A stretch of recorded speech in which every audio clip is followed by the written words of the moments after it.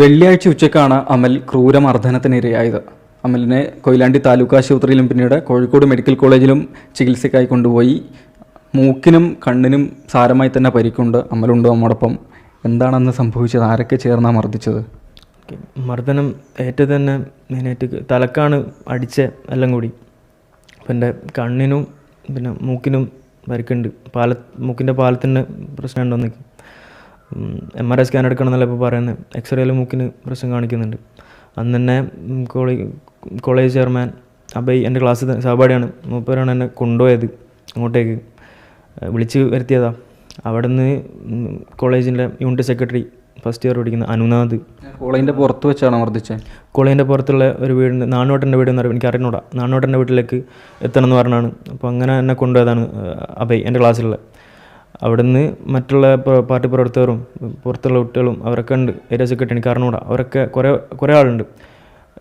അറിയാവുന്ന കുറേ ആളുണ്ട്, എന്നാലും അറിയാത്ത ഒരുപാട് ആളുണ്ട്. 10-20 പേരുണ്ട്. അവർ എന്നെ ക്രൂരമായി മർദ്ദിച്ചു.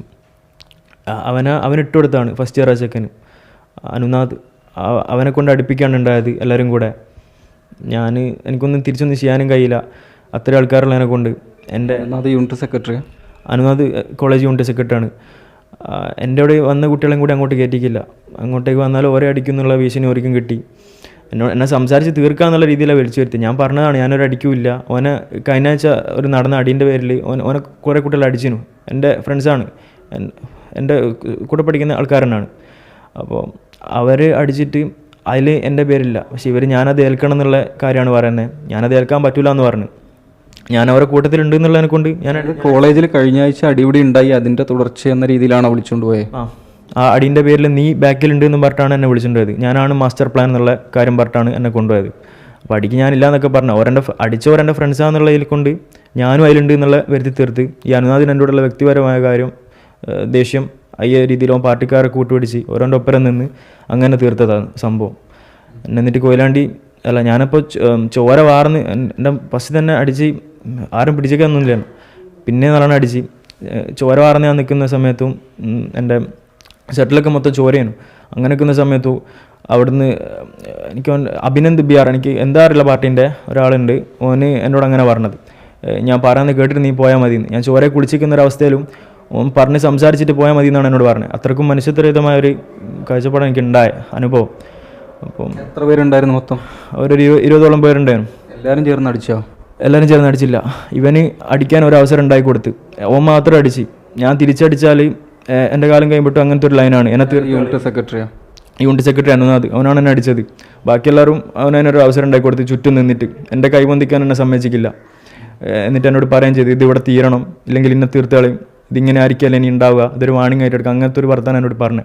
എല്ലാം കഴിഞ്ഞിട്ടായാലും കൊയിലാണ്ടി താലൂക്ക് ഹോസ്പിറ്റലിൽ എൻ്റെ ഫ്രണ്ട്സാണ് എന്നെ കൊണ്ടുപോയത്. എൻ്റെ ഒപ്പരം ഉള്ള ഇവർ SFIക്കാർ കൊണ്ടുപോകാമെന്ന് പറഞ്ഞു. ഞാൻ പറഞ്ഞു വേണ്ട, ഞാൻ എൻ്റെ ഫ്രണ്ട്സിനോട് അങ്ങനെ പോയതാണ്. ഫ്രണ്ട്സിൻ്റെ കൂടി പോയിട്ടും അവിടെ എത്തി. ഞാൻ പഞ്ഞി വെച്ചാൽ പോകുന്നത്. ബ്ലീഡിങ് ഉണ്ടായിരുന്നു, മൂക്കിൻ്റെ ഉള്ളിൽ നല്ല ബ്ലീഡിങ് ഉണ്ടായിരുന്നു. ആ വീടിൻ്റെ മുറ്റത്തൊക്കെ മൊത്തം ചോരയാണ് അങ്ങനെയുള്ളത്. അപ്പോൾ അവിടെ എത്തിയിട്ട് തന്നെ OP ഷീറ്റ് എടുക്കുന്ന സ്ഥലത്ത് തന്നെ ഇവർ നേരെ വന്ന് പറയണ്ടായി ആക്സിഡൻ്റാണ് കേസ്. അപ്പോൾ ആ OPൻ്റെ ബേസിലാണ് പിന്നെ മെഡിക്കൽ കോളേജിലായാലും അവിടത്തേക്ക് റെഫർ ചെയ്ത് പോയി. മെഡിക്കൽ കോളേജിലൊക്കെ ആക്സിഡൻ്റാണ് ഇതിലുള്ളത്. അപ്പോഴത്തേക്ക് എൻ്റെ വീട്ടിൽ കാര്യം അറിഞ്ഞ് ടെൻഷൻ എന്നെക്കൊണ്ട് ഞാൻ മെഡിക്കൽ കോളേജിൽ നിന്ന് ഡിസ്ചാർജ് ചെയ്ത് നേരെ ഇങ്ങ് വന്നതാണ്. എന്നിട്ട് പിന്നെ രാത്രി ഇവിടുന്ന് വീട്ടുകാരോടൊപ്പമാണ് വടകര പാർക്കോ ഹോസ്പിറ്റലിൽ പോയി കാര്യങ്ങളൊക്കെ പറഞ്ഞ് പിള്ളേരൊക്കെ പറഞ്ഞ് പിന്നെ ഇന്നലെ പൊളിച്ചാണ് തിരിച്ച് വീട്ടിലെത്തിയത്. കൊയിലാണ്ടി താലൂക്ക് ആശുപത്രിയിൽ എത്തിയപ്പോൾ SFIക്കാരും വന്നു അങ്ങോട്ട്? SFIക്കാർ പിന്തുടർന്ന് വന്നിട്ടുണ്ടായി. എൻ്റെ കോളേജിലെ തന്നെ 3rd ഇയേഴ്സ് കുറച്ച് കുട്ടികളുണ്ടായിരുന്നു. പിന്നെ ഈ പറഞ്ഞ പുറത്തുള്ള ആൾക്കാർ എന്നെ ഇനി വിളിപ്പിച്ച ഈ സംസാരത്തിനായിട്ട് വിളിപ്പിച്ച നവോദയ് ഒരു ഏരിയ സെക്രട്ടറിയാണ്. മൂപ്പരനോട് ഇങ്ങനെ സംസാരിച്ചുകൊണ്ടിരിക്കുന്നതിനാണ് ഇവൻ സൈഡിൽ നിന്ന് വന്നിട്ട് എന്നെ അടിച്ചുകൊണ്ടിരിക്കുന്നത്. ഞാൻ അടിക്കുന്ന കണ്ടിക്കും കൂടുതലില്ല, അടിക്കുന്ന ഞാൻ അറിയുന്നില്ല. അടിക്കൊള്ളുമ്പോൾ ഞാൻ കാര്യം അറിയുന്നത്. ഞാൻ അവനോട് സംസാരിക്കുന്ന നേരമല്ല, ഈ നവോദയ് ഏരിയ സെക്രട്ടറിനോട് ഞാൻ സംസാരിച്ചുകൊണ്ട് നിൽക്കുന്ന നേരം പിന്നെ നിന്ന് അടിക്കാണ് ഉണ്ടാകുന്നത് അനുനാഥ്. അതാണ് ഉണ്ടായത്. ഇവിടെ ഇപ്പോൾ അപകടത്തിൽ ഒരു ബൈക്ക് ആക്സിഡൻറ്റിൽ പരിക്ക് പറ്റിയെന്നാണല്ലോ ആശുപത്രിയിൽ ഇത് കാണുന്നത്. ആശുപത്രിയിൽ ബൈക്ക് ആക്സിഡൻ്റ് എന്ന് പറഞ്ഞ് ഇവർ പുറത്തിങ്ങനെ നിൽക്കുകയാണ്, ആൾക്കാർ കേസാക്കുന്നുണ്ടോ എന്നുള്ള ലൈനിൽ. SFIക്കാർ ഓരോ ഭയം തന്നെ. എനിക്കാന്ന് ഒന്നാമത് ബോധമില്ല. ഞാൻ ആ ഒരു അവസ്ഥയിൽ ചോരയും വാർന്ന് അങ്ങനെ ഹോസ്പിറ്റലിലേക്ക് നിൽക്കുക. എൻ്റെ ഫ്രണ്ട്സ് വന്നിരുന്നു. അപ്പോൾ ഓരോ ഭീഷണിപ്പെടുത്തി ഒരു പേടിച്ചിട്ട് ഓരാണ് കാര്യം പറഞ്ഞു കൊടുത്തത്. അപ്പോൾ ആക്സിഡൻ്റ് ഒന്നുമല്ല ആദ്യമേ പറഞ്ഞ് ഈ ബൈക്ക് വന്ന് വീണാന്നൊക്കെ ഇവരെ പേടിച്ച് SFIക്കാരെ പേടിച്ചിട്ട് പറഞ്ഞതാണ് സ്കിഡായ കാര്യമൊക്കെ. ആക്സിഡൻറ്റ് നിന്ന് SFIക്കാരാണ് പറഞ്ഞത്. ഈ ആശുപത്രിയിൽ ഇതൊരു ബൈക്ക് ആക്സിഡൻ്റ് ആണെന്നുള്ള തെറ്റായ വിവരം പുറത്തുനിന്ന് വന്നവർ കൊടുത്തു എന്നാണ്. ആക്സിഡൻ്റ് ആണെന്നുള്ള കാര്യം ഓരാണ് പറഞ്ഞത്. അപ്പോൾ ഓരോ പേടിച്ചിട്ട് എൻ്റെ കൂടെയുള്ള ഫ്രണ്ട്സ് പറഞ്ഞ് ആ ബൈക്ക് വന്ന് വേണം ജസ്റ്റ് പോലും അങ്ങനെ പറഞ്ഞു വെച്ച്. അതാണ് ഉണ്ടായത്. ശേഷം പരാതി എവിടെയൊക്കെ കൊടുത്തിട്ടുണ്ട്? പരാതി കൊയിലാണ്ടി CI മൂപ്പർക്ക് അയച്ചു കൊടുത്തേക്ക്. ഇപ്പം ചില മൊഴി കൊടുക്കണമെന്ന് പറഞ്ഞിട്ടുണ്ട്. പിന്നെ എൻ്റെ കോളേജ് പ്രിൻസിപ്പാൾക്ക് അയച്ചിട്ടുണ്ട്. അവർ നടപടി എടുക്കുന്നതാണ് പറഞ്ഞു. സ്കൂൾ അധികൃതരൊക്കെ ഈ വിവരം അറിഞ്ഞിരുന്നു ആ ദിവസം തന്നെ? ഇല്ല, പ്രിൻസിപ്പാൾ അന്ന് അറിഞ്ഞില്ല എന്നാണ് പറഞ്ഞത്. അത് നടന്ന ദിവസം എൻ്റെ ക്ലാസ് ടീച്ചറായാലും ആരും അറിഞ്ഞില്ല. കാര്യം ഉച്ചക്ക് ലഞ്ച് ബ്രേക്ക്, അന്ന് വെള്ളിയാഴ്ചയായിരുന്നു, കൂടുതൽ സമയമുണ്ട് ലഞ്ച് ബ്രേക്ക്. എന്നെ ഇവൻ കൂട്ടിക്കൊണ്ടുപോയതാണ്. എൻ്റെ ക്ലാസ്സിലെ സഹപാഠി തന്നെ ചെയർമാനാണ് അഭയ് കൃഷ്ണ, അവൻ കൊണ്ടുപോയതാണ്. അപ്പോൾ അത് ആരും അറിയില്ല. അന്നൊന്നാമത് കുട്ടികളൊക്കെ കുറവേനു. ഇപ്പോൾ ഫസ്റ്റ് ഇയേഴ്സിന് എക്സാംസ് ആയതുകൊണ്ട് ഒരു ലീവാണ്. കോളേജിൽ തീരെ കുട്ടികളില്ല. തേർഡ് ഇയേഴ്സ് ഇപ്പോൾ ഇറങ്ങാനും ആയിക്കി. അപ്പോൾ ഞാൻ കുറച്ച് ആൾക്കാരേ ഉള്ളൂ. സെക്കൻഡ് ഇയേഴ്സ് കുറച്ച് കുട്ടികൾ മാത്രം. കുട്ടികൾ പൊതുവേ കുറവാണ്. ആ ഒരു സാഹചര്യത്തിൽ അത് നോക്കിയിട്ടുണ്ടാവില്ല, പൊതുവേ കുറവാണല്ലോ. പിന്നെ അന്ന് ഹാഫ് ഡേ പിന്നെ ക്ലാസ്സും ഇല്ലേനു. അങ്ങനെ ഈ ഒരു ഒറ്റ പീരീഡേനുള്ളൂ ഉച്ചയ്ക്ക് ശേഷം. ആ ഒരു സമയത്താണ് എന്നെ കൊണ്ടുപോയതും മർദ്ദിച്ചതൊക്കെ. കോളേജിൽ ഈ വിധത്തിലുള്ള പ്രശ്നങ്ങൾ മുൻപൊക്കെ ഉണ്ടാവാറുണ്ടോ? കോളേജിൽ ഇങ്ങനെ അടിപിടി കേസൊക്കെ ഉണ്ടാവലുണ്ട്. ഇവരിങ്ങനെ വരും, ഇങ്ങനെ പാർട്ടി ബേസിൽ പ്രശ്നമൊക്കെ വരുമ്പോൾ SFIക്കാരൊക്കെ വരലുണ്ട്.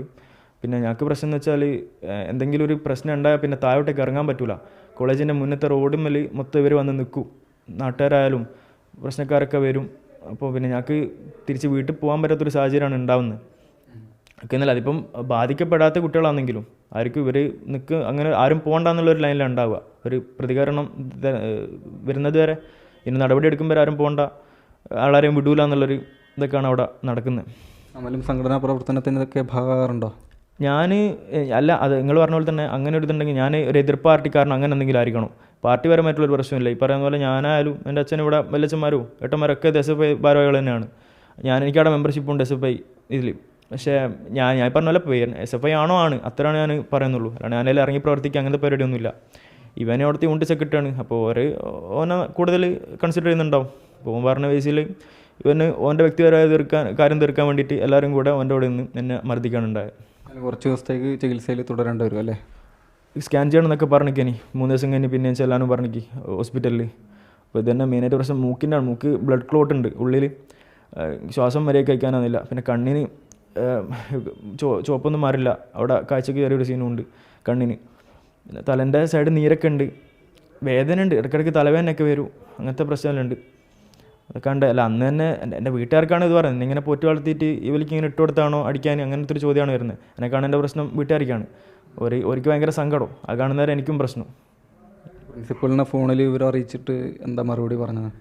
ആര് എങ്ങനെ? പ്രിൻസിപ്പളിനെ ഇവർ അറിയിച്ചില്ലേ? പ്രിൻസിപ്പാൾ അച്ഛൻ ഇവരോട് അറിയിച്ചു. പ്രിൻസിപ്പാൾ ആ ഒരു സമയത്ത് എന്തോ സമ്മേളനത്തിൽ എന്തോ ആയിരുന്നു. പിന്നെ ഇങ്ങോട്ട് തിരിച്ചു വിളിച്ചിട്ടുണ്ടായി. തിരിച്ചു വിളിച്ച് കാര്യം പറഞ്ഞു. മൂപ്പർ നടപടി എടുക്കാന്നുള്ള ലൈനിലാണ് സംസാരിച്ചത്. ഇങ്ങോട്ട് കർശനമായ നടപടി എടുക്കുന്നു പറഞ്ഞു. ഈ വിധത്തിലാണ് വെള്ളിയാഴ്ച ഉച്ചക്കാണ് കോളേജിന് പുറത്ത് വെച്ച് അമലിനെ സംഘം ചേർന്ന് മർദ്ദിക്കുന്നത്. പറഞ്ഞ മാതിരി മൂക്കിനും കണ്ണിനും തലയ്ക്കുമൊക്കെ സാരമായി തന്നെ പരിക്കുണ്ട്. കൊയിലാണ്ടി പോലീസിലും കോളേജ് പ്രിൻസിപ്പളിനും പരാതി നൽകിയിട്ടുണ്ട്. പരാതി പരിശോധിച്ച് തുടർ നടപടി സ്വീകരിക്കുമെന്നാണ് പ്രിൻസിപ്പൾ അറിയിച്ചിട്ടുള്ളത്. ആ ദിവസം അവധിയിലായിരുന്നു എന്നുകൂടി അദ്ദേഹം വിശദീകരിക്കുകയാണ്. ജസ്റ്റിൻ മാത്യുവിനൊപ്പം രാഹുൽ KV, മാതൃഭൂമി ന്യൂസ്, കോഴിക്കോട്.